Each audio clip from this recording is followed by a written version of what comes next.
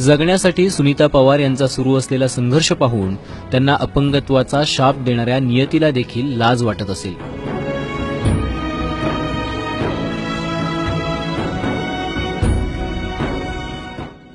नियतीनं सुनीता यांचे हात हिरावले, मात्र त्यांच्या लढवय्या वृत्तीला नमवणं कदापि शक्य नाही।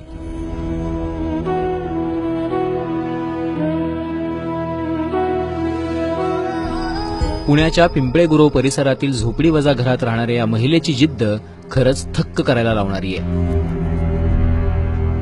साधारणतः वर्षभरापूर्वी सुनीता आणि त्यांच्या मैत्रिणीवर काळ धावून आला।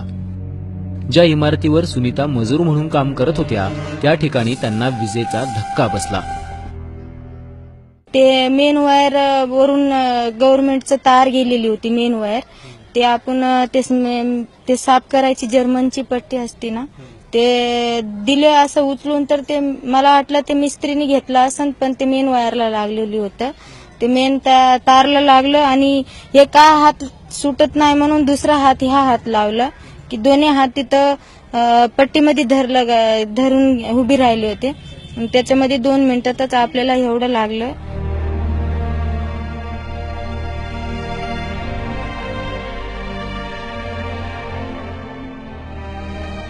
विजेच्या धक्क्यामुळे सुनीता यांचे हात कोपरापर्यंत जळाले। उपचारादरम्यान डॉक्टरांना हात कापावे लागले।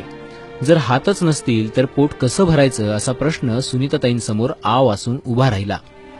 हात गमावल्याचं संकट कमी होतं म्हणून की काय, पतीनं देखील सुनीताताईंची साथ सोडली आणि हात नसताना 2 लेकरांना जगवण्याचं आव्हान या माऊलीसमोर उभं टाकलं।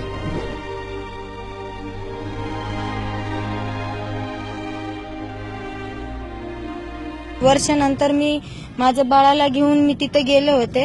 म्हणलं की सर तुमच्या कामावर मला असं झालेलं आहे, पण आता काय तुमच्याकडून जर काय मिळू शकते का? त्यांनी म्हणलं की काहीच नाही मिळू शकते, कारण की तुमचं मेन वायरचं ते गव्हर्नमेंटचं असते, आमचं नाही असतं, म्हणून त्यांनी काहीच भरपाई नाही दिलेले।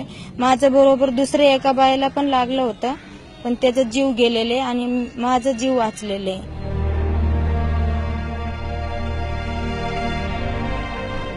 सगळं दुःख बासनात गुंडाळून सुनीता यांची लेकरांना जगवण्यासाठी धडपड सुरू आहे। आता दुसरीकडे माझ्याकडून जेवढं काम होतं तेवढं मी करू शकतो, माझ्याकडून जमलं ते काम मी करू शकते। घरचं करते तेवढं म्हणल्यावर आता काम तर हिम्मत करून मी करू शकते। जो काम मिळेल माझ्याकडून ते झालं तर मी करू शकते मी काम। आम्हाला साधी कणिक मळायला जर त्रास झाला किंवा सकाळी कंटाळा आला उठायला तर आम्हाला कणिक मळायला नको वाटतं, पण आता अगदी कणिक मळण्यापासून सगळी कामं करतात। आम्हाला हाताला खर्चटलं तर कांदा चिरायला नको वाटतो। त्यामुळे एक स्त्री म्हणून मलाही असं वाटतं की यांच्या बाबतीत जरूर सगळ्यांनी विचार करायला पाहिजे आणि मदतीसाठी पुढे यायला पाहिजे। त्या बाईचे स्वतःचे हात नसताना ती स्वतःचं करते, स्वतःच्या मुलांचं घरातलं सगळी जबाबदारी सांभाळते। ही आमच्यासारख्या ज्या बायका सशक्त आहेत त्यांनी कुठेतरी विचार करायला हवा की दुनियेत अशाही बायका आहेत। मग आपल्या जी परिस्थिती व्यवस्थित असेल तर अशा बायकांना नक्की आपण सपोर्ट करायला पाहिजे। साधं खर्चटलं तरी आपण देवाचा धावा करतो, मात्र चक्क हात नसताना सुनीता पवार यांच्याकडून जगण्यासाठी सुरू असलेली लढाई पाहून देवही हात जोडील। आता गरज आहे ती सुनीताताईंच्या पाठीशी उभं राहून त्यांना मानसिक आणि आर्थिक बळ देण्याची। मंदार गुंजारीसह ब्युरो रिपोर्ट, एबीपी माझा, पुणे।